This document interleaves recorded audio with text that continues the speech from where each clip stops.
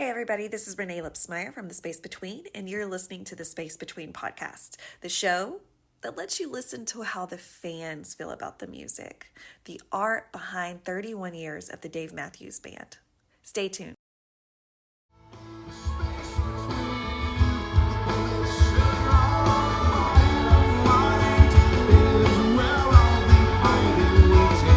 Hey guys, I'm Renae with the Space Between podcast. Thank you for tuning in to another episode. Today, we have some special guests. Of course, we have Andy, who is the show editor. I've asked him to be on today to help me.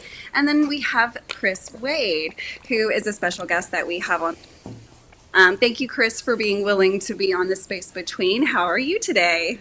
Good, yeah. Thanks for having me. Absolutely.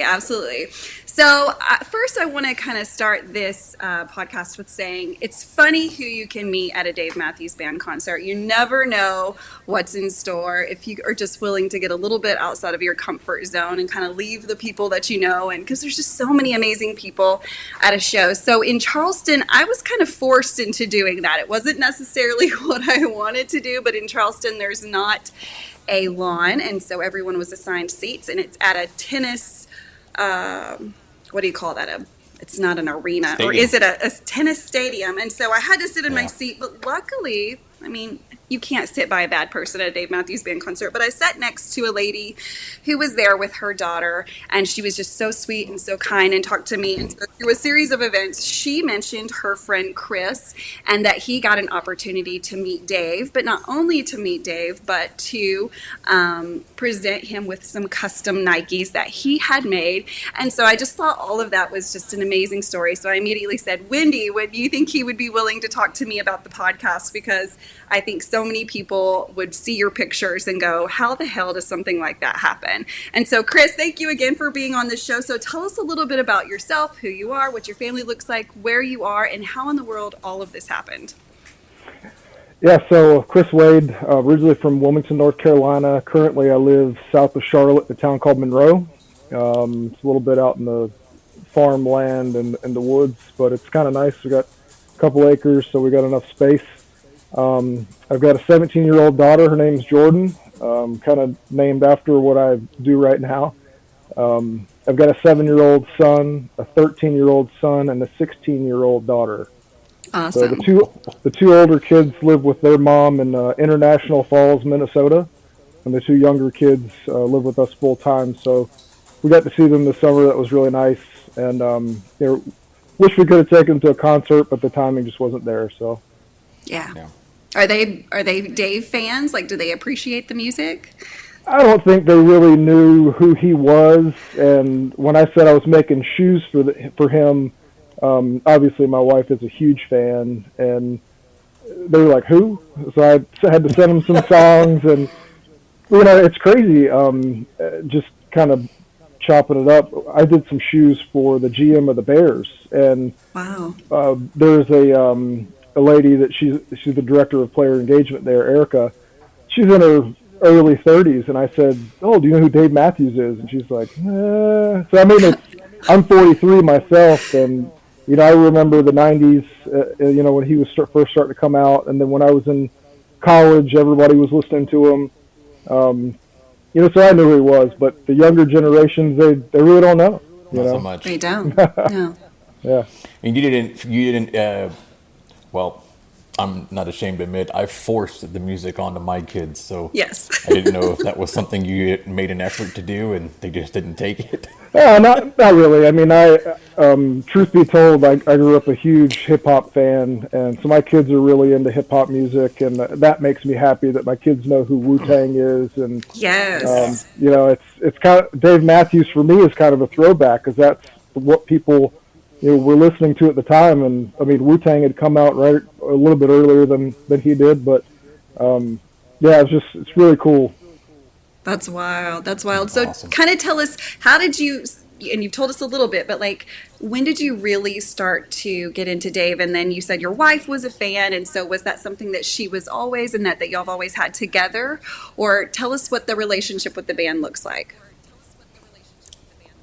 Okay, so this might be a departure from most of your other guests, but I would tell you that before I went to the show in West Palm Beach, that picture that I showed you, I always made fun of Dave Matthews' music. You know, he's talked about how he sounds like a frog, and you know, I was always like, Frog. she puts the music on in the car, and I'm just kind of like, again, like, kind of at that point, 2 years ago, I was like, all the music kind of sounds the same, and we went to that concert, and it kind of opened my eyes. I was like, I kind of like his music now. You know, after you watch a concert, just see what he does and everything that goes into it. So yeah, I mean, I've been downloading all of Dave's albums since then, and it's kind of one of the things that my wife and I kind of get excited when we hear about a show now. It's not, you know, she still listens to it all the time in the car, and I'm like, can we listen to something different once in a while? But she's all Dave all the time. How long ago was that? West Palm Beach was July of 2021. Okay, so that's about. So you're recently are coming into Dave then. Absolutely, yeah. Like I said, I had listened to it a little bit in late high school, early college, but I wasn't really into that genre of music. And then when I got together with my wife in 2015, immediately knew she was a huge Dave fan. Her circle of friends usually try to make one or two concerts a summer. And you know, last summer she didn't make it to one, and I heard that, but we made it the year before and this year. So I hope that with the experience that we had, we've kind of planted the seed to get an invite anytime he comes to North Carolina now.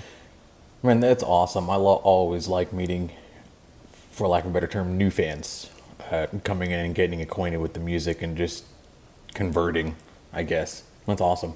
Absolutely. Yeah, and I wanted to be all above board. I didn't want to come in. You know, I admittedly was not a huge fan. Made fun of the music, but I kind of, you know, before this whole experience, when we went to that first concert, I was kind of like, you know what, I like this. And awesome. I agree with what you say. You know, a lot of people have that similar story of until they saw it live, right? And then they kind of got Yep. right.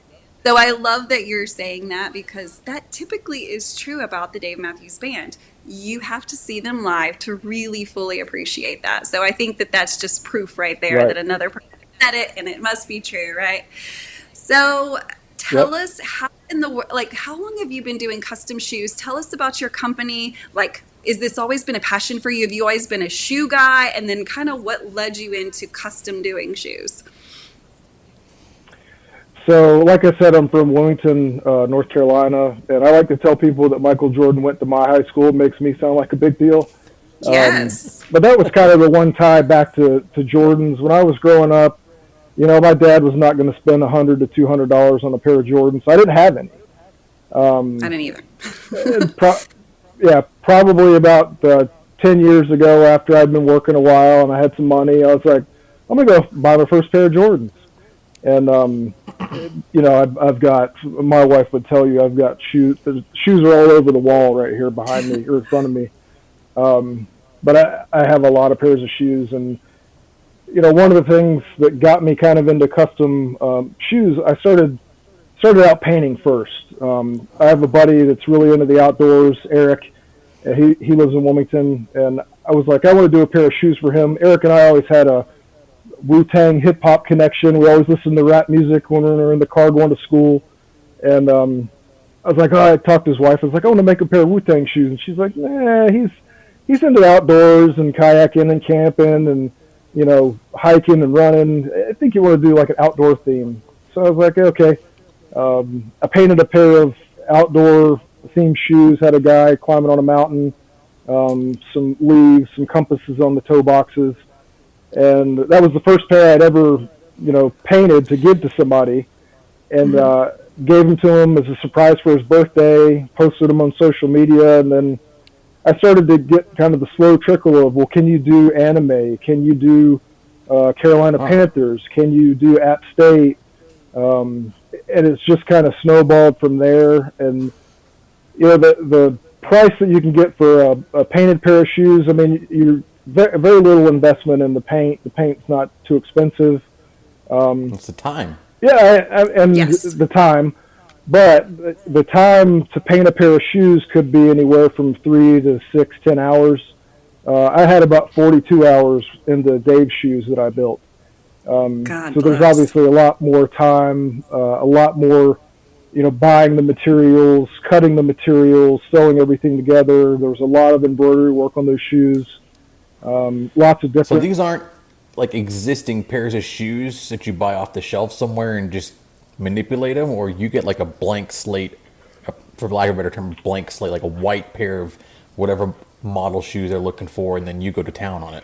So when I build a pair of shoes, I'll just buy the cheapest Jordan one because that's mainly what I've built. Okay.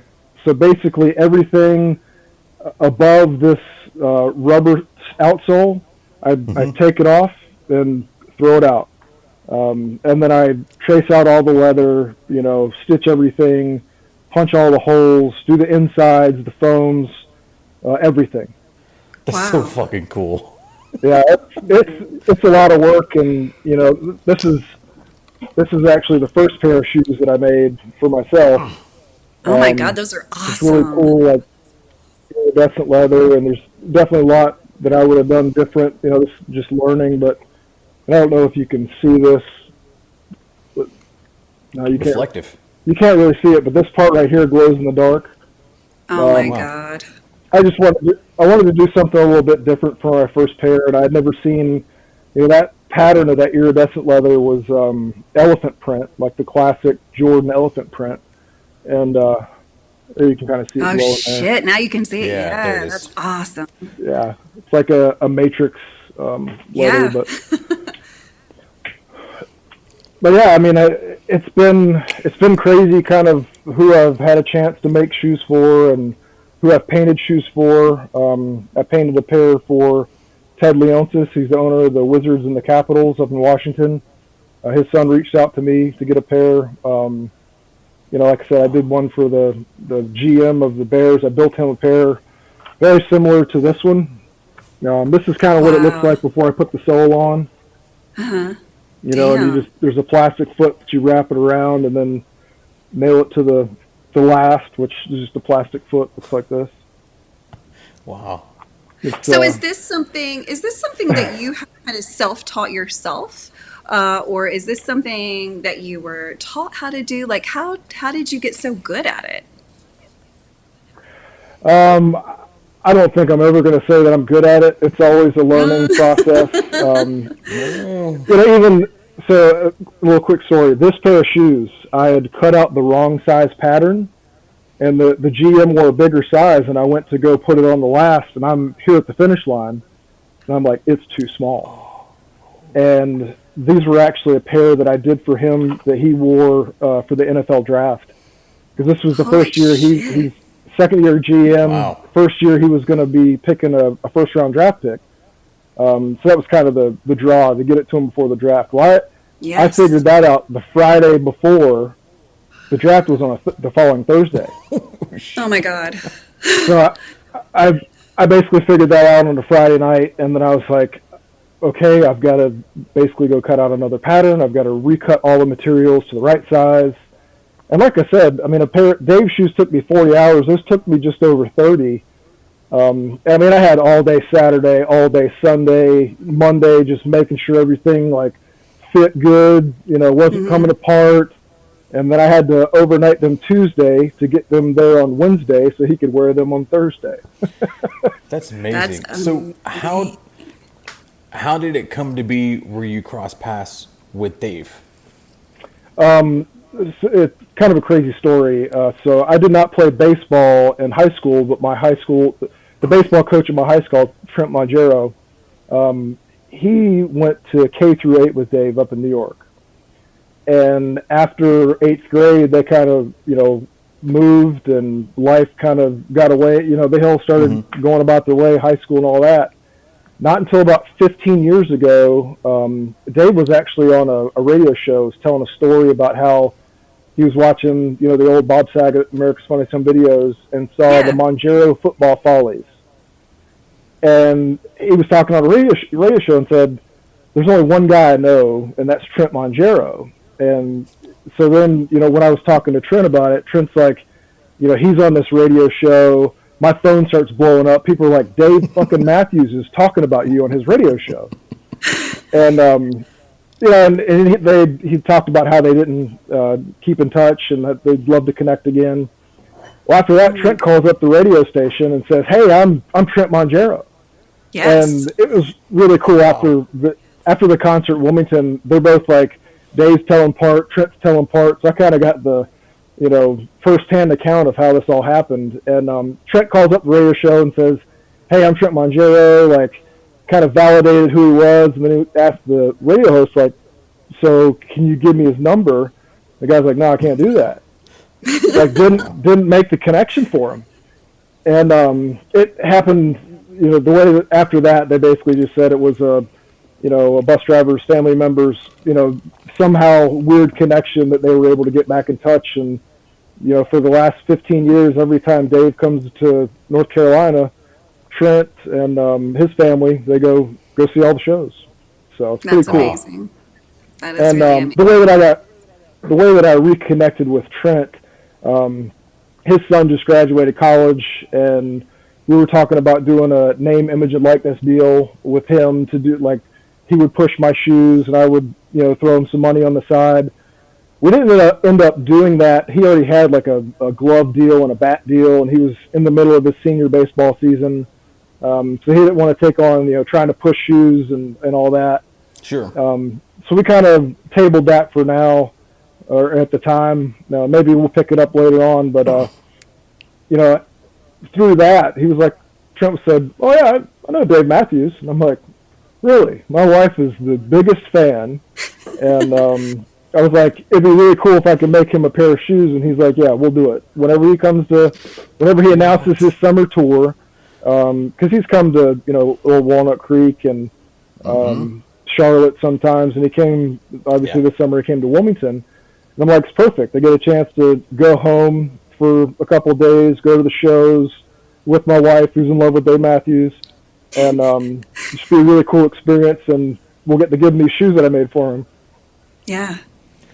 Man, that's so fucking cool. That's amazing. All the connections that... Yeah, it was kind of unbelievable. And, that was the end of May, and then early June I drove up to International Falls to pick my 13-year-old up. Just decided to drive instead of fly because flying was way expensive this summer. And on the way back, my mom rode up with me, and on the way back, my mom and son, we got to stop by the Chicago Bears facility, and we spent almost the whole day with them. They gave my son a signed Justin Fields helmet. They gave us a couple of footballs, kind of gave us the behind the scenes, went in the draft room, sat in the chair where they do all the interviews there at House Hall, got to watch the entire practice, got to eat lunch with them. So, I mean, Oh my God. just the whole, like, Dave week, plus the Chicago Bears week, plus having my 13-year-old with me, I was like dad of the year for a week, It was really cool. That's awesome. Absolutely. Husband of the week, dad of the week, like you were all of the things. So now That's a year, not absolutely. a week. Yeah. Of the lifetime. So when it came to Dave's shoes, and we have some pictures. So if you're listening to this on the podcast, definitely be sure to check this particular video out on YouTube, because you're going to want to see all of the pictures of the shoes that Chris has put together for Dave. So when it came to these shoes, tell me, what did you have a little bit of guidance on what went on the shoes, or was what you did to the shoes a complete surprise to Dave when you gave them to him? I had free reign to do whatever I wanted. And Awesome. what I wanted to do, I didn't want it to be like a fan pair. It's got Dave's face all over it. It's got Dave Matthews all over it. That's what I would do. No, I mean, but would you want a pair of Andy Mendoza shoes that say Andy all over them? You know what I mean? Yeah, I'll take it. But I get your point. Hey, we'll just hold on to your credit card after this. We'll talk. Right. Yes. But no, I wanted to do something kind of take a step through, because I did a massive amount of research going in, when I was going in to make these shoes. I wanted it to be something that was recognizable, something that was very unique, very different. that people hadn't really seen before. And yeah, the embroidery work alone was probably about 6 or 7 hours, just total time trying to figure out the colors, where I wanted things to go. And basically, I could probably just walk you straight through the shoes. So yeah. Well, Andy's going to put a pair of shoes right now for everyone to see. Yeah. So step us through those shoes while everyone is checking them out.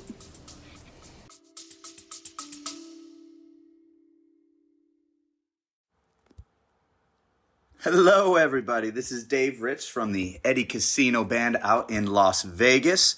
We're really excited to get this journey going, celebrating our music, our original music, on all platforms. We just released our first single over Labor Day weekend called Eddie Casino. If you're looking for new music, look out for our next single coming out to Spotify, YouTube, Instagram, Apple Music.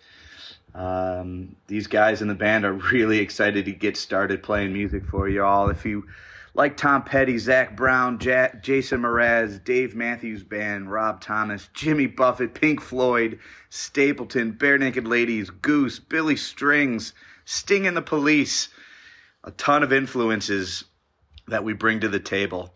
Hope you enjoy our music and look forward to seeing you soon live on stage.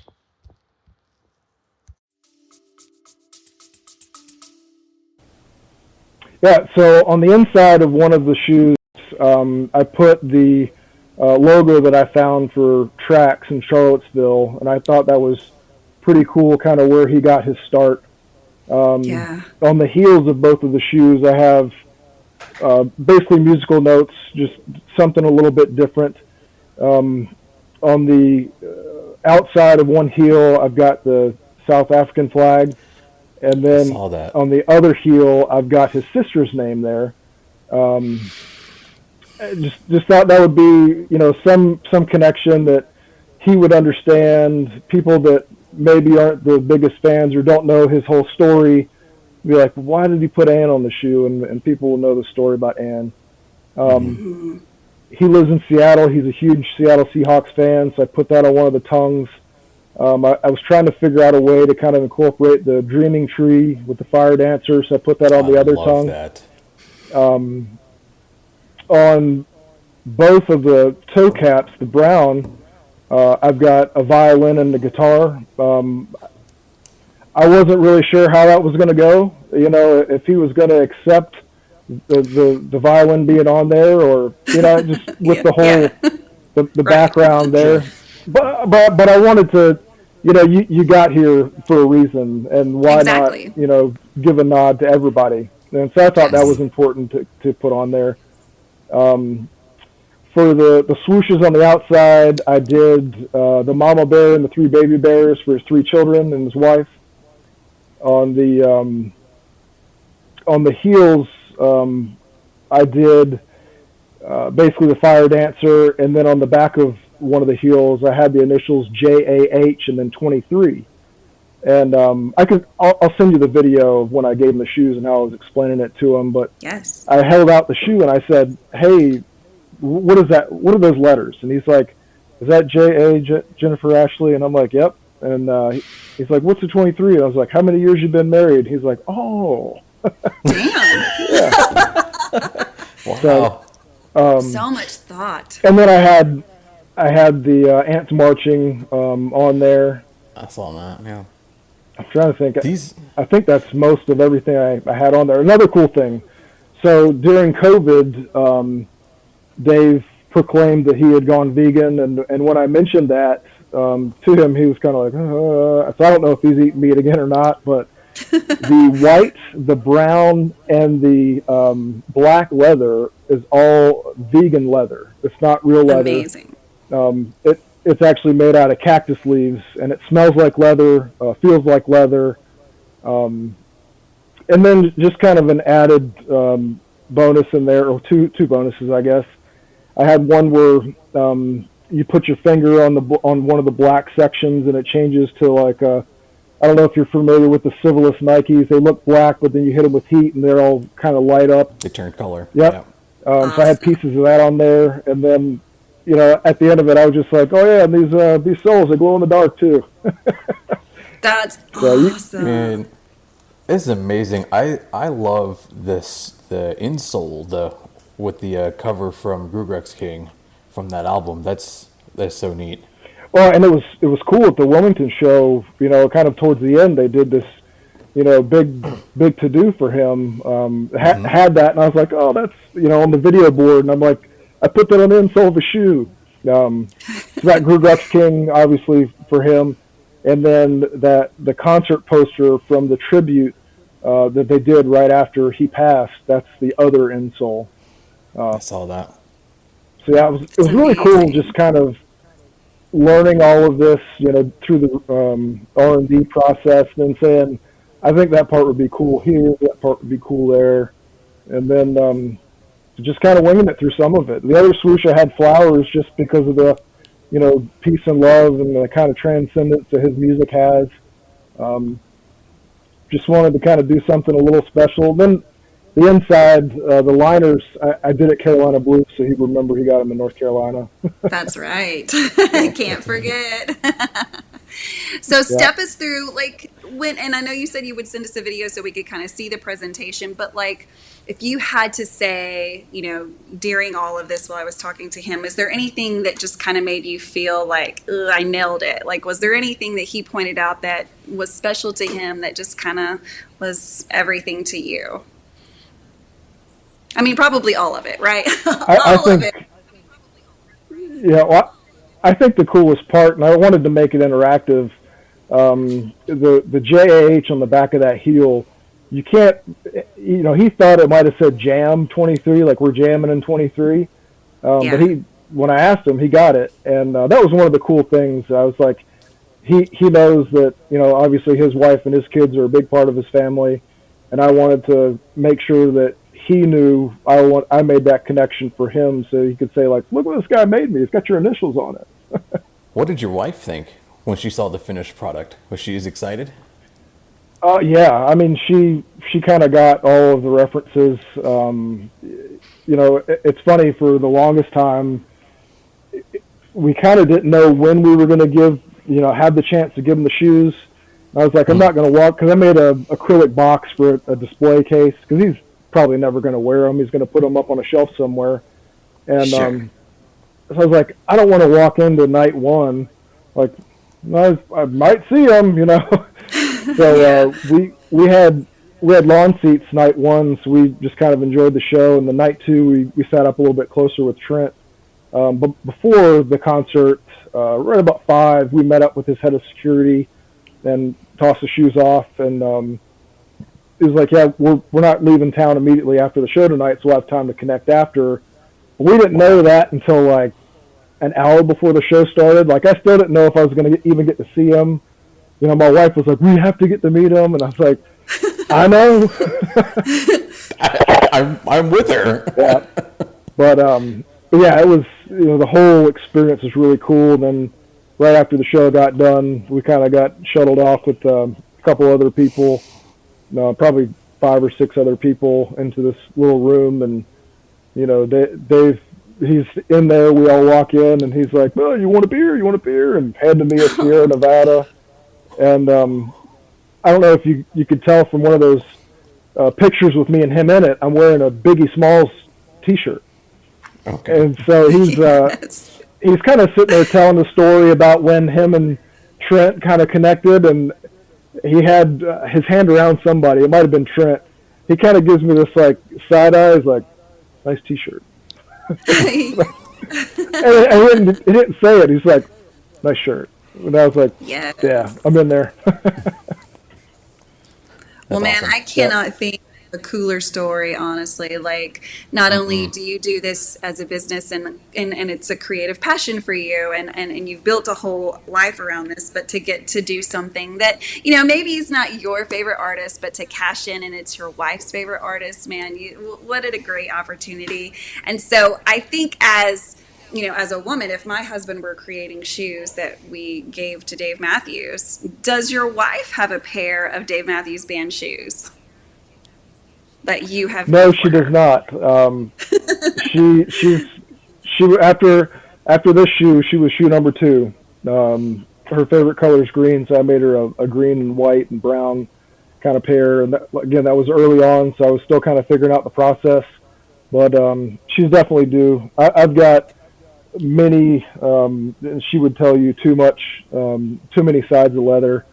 I've got a whole closet full of it, just different colors, different, like all of this iridescent stuff, just changing colors. And I mean, I can make a pretty cool pair of shoes, I think, and that are different. It's not something you're going to see just sitting on a shelf. And no, you know, I'm excited where all this has taken us. And you know, I still think this is the beginning. I've only been doing this about 3 years now, and you know, we've got some pretty cool experiences from this. Absolutely. Absolutely. Yep. I mean, it sounds like everything is going just better than you could have ever imagined. So if someone is watching this video or is listening to this podcast and they're like, oh, I'd like to reach out to you and create my own custom pair of shoes, is that something that you do? Do you take orders from anyone? And if so, like, how does someone connect with you? Yeah, you can go to my website, wadecustomshoeco.com, or Instagram is where most of my work is. I'm going to start to get pretty busy here with the NFL season coming up with My Cause, My Cleats, and I just got a couple pairs in today, one from the Chiefs. That's kind of, when I first started doing this, that was one of the things I wanted to do. I wanted to, you know, paint these guys, because this My Cause, My Cleats thing has really taken off, and custom cleats have taken off in the NFL. I was like, I would really want to paint a pair of cleats and then be able to watch the game on TV and see my cleats and be able to point those out. Yes.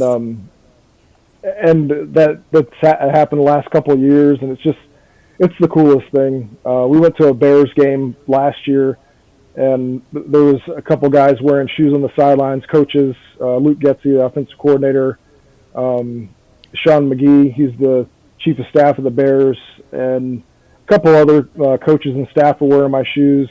Chase Claypool was actually wearing a pair of cleats I did that day. You know, that was why I got into doing this. I was like, it's really cool when you can see your stuff on TV.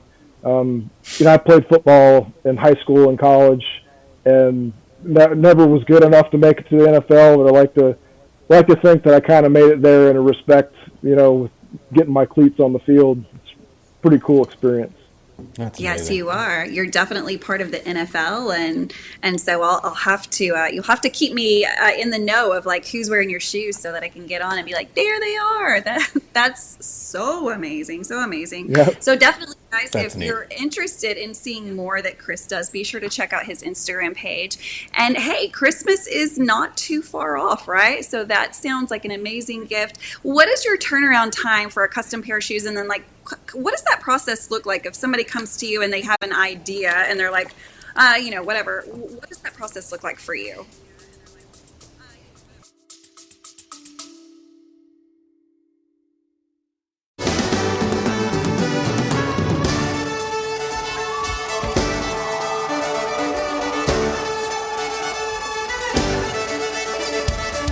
What's up, everybody? This is David with the Dave Matthews Tribute Band. We're a nationally touring tribute to DMB, playing shows all over the country and beyond.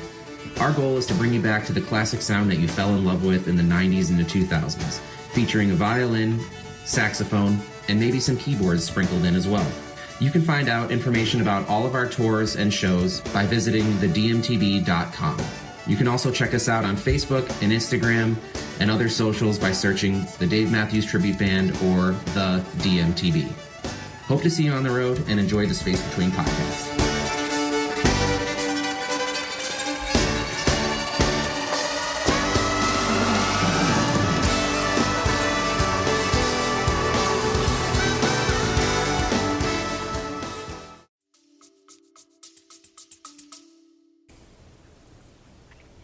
I'm open to any form of communication, really. I mean, I've gotten texts, phone calls, FaceTimes.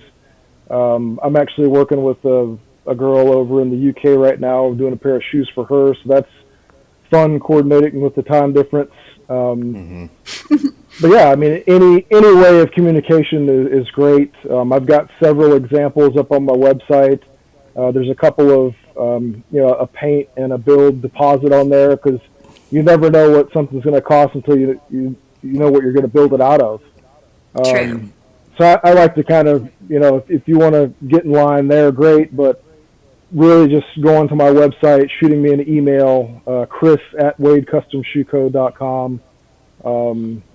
Reaching out to me on Instagram. Anything is, I'm open to anything like that. But as far as painting a pair of shoes, like I said, the NFL season's coming up. Cleats are still rolling in. I don't know that I could get that done in less than 4 to 6 weeks. Building a pair, I've got several pairs in the hopper right now.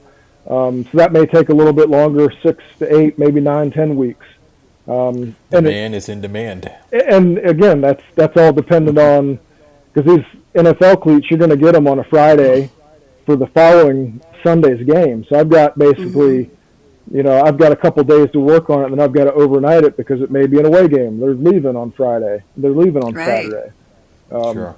So it's kind of a time crunch. It makes it, a really busy time of year for me, but it's exciting. And this is my second job. This isn't my primary job. So I do this nights, weekends, free time, anytime that I can, and still try to manage to, be a husband and a father too. So it's a challenge, but in the end, my dream is to make this the main hustle at some point. I mean, it still kind of seems like a pipe dream, but if I'm getting busier than I can handle, I mean, that's a good problem to have. It's good.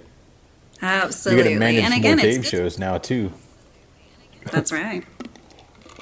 That's right. Yep. I love to see people chasing their passion. So yeah, it could be a side hustle right now, but I hope that I have no doubt that I think that you're going to be very successful, and it sounds like you already are. So congratulations on all of your success with this. It's amazing.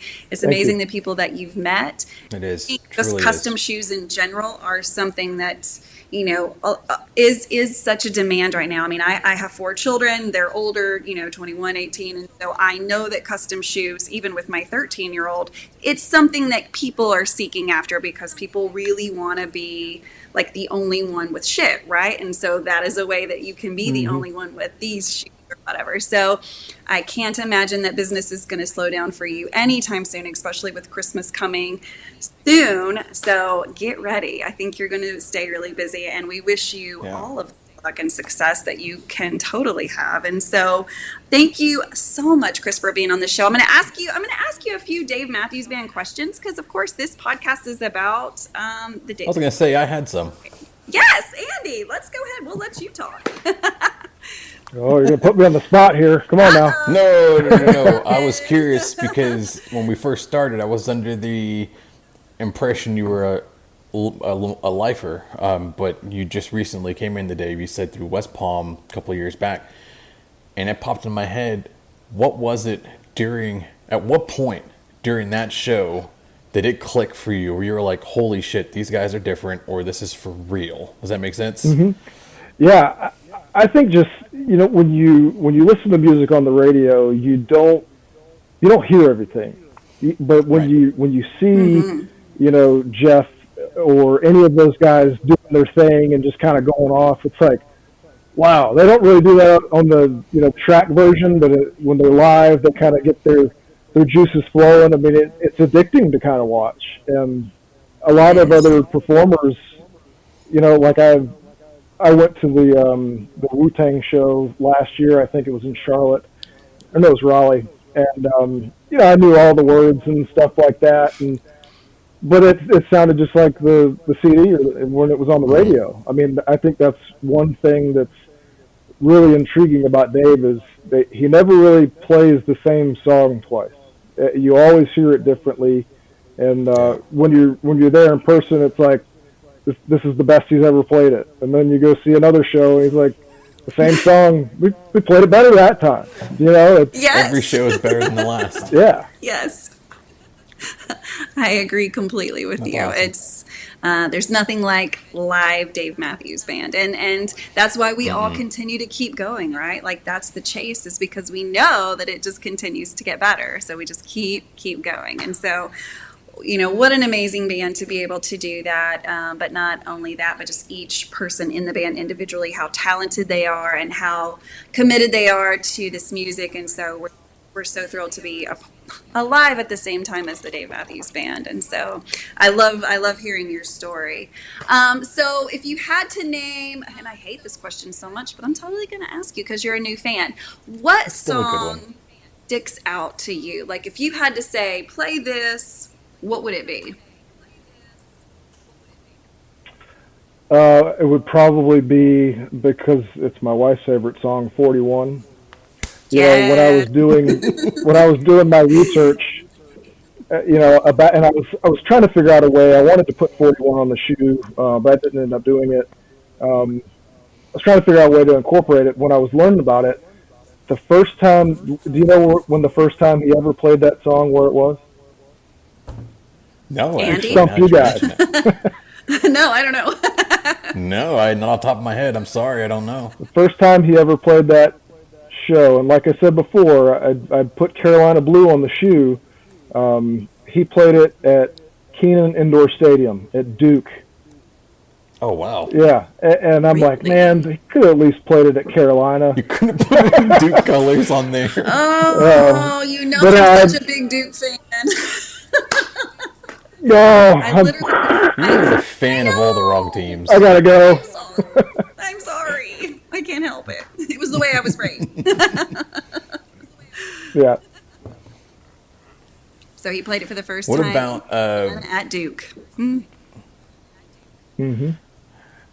Do you have? Well, since you've been listening for a while, I'm assuming you've gone to a handful of shows. Is there any particular song that you've been hoping to hear that you haven't heard yet?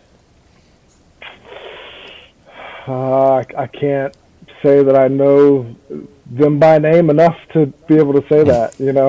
I do know that in Wilmington he didn't play 41, and my wife was like, I really wanted to play that song. So I mean, it's like I said, it's a different show every time. He plays it a different way every time. I mean, you're always going to get your money's worth when you go to a show. And Are you going to any more? we don't have any planned this summer right now. I mean, like I said, I've got a 17-month-old, and paying a babysitter. I mean, our local shows are about as good as it's going to get for us. Yes. I get it. Totally get it. Totally get it. Well, Chris, we cannot thank you enough for just, I know that your time is valuable, and between all the orders that you have and life in general with your family, thank you so much for taking time out to tell us the story that honestly I've kind of been waiting to hear. Like I said, I met Wendy in Charleston, and from the moment she told me about your story, and of course showed me the pictures while we're sitting there in the bleachers, I was like, I definitely want to hear his story, even if he'll just tell me. So thank you for being willing to tell everyone who listens to this podcast or watches on YouTube your story. I think that it's fascinating. I love making connections with fans who are doing, who are taking their passion, whatever it is, and of course yours is the art of building shoes, but then also just incorporating other people's passions inside of those passions, like it's your wife's thing, and obviously it made it to Dave and all of the football players. And so again, congratulations on all of your success, and thank you so much for being part of the show. Guys, if you were listening to this, be sure to check out Chris. Absolutely. And definitely think about your Christmas orders. It's not too late now to start shopping for Christmas, and we know that this is a gift that just about anybody would love. So be sure to reach out to Chris. Chris and Andy, thank you so much for being part of the show this week. Guys, again, if you're watching this on YouTube or if you're listening to this on podcast, do the reverse so that you can see and hear all of the things, and be sure to stay tuned, as I will be in SPAC and in New Jersey and all the different places, and so we'll be live from those places, so be sure to keep tuning in as I travel. I'm so excited to get to bring more fans to the show, because we all do it the same. We all love the same things, and so that is what this show is about, is the fans of the Dave Matthews Band. So again, Chris, Andy, thank you so much for being on the show this week. Thank you.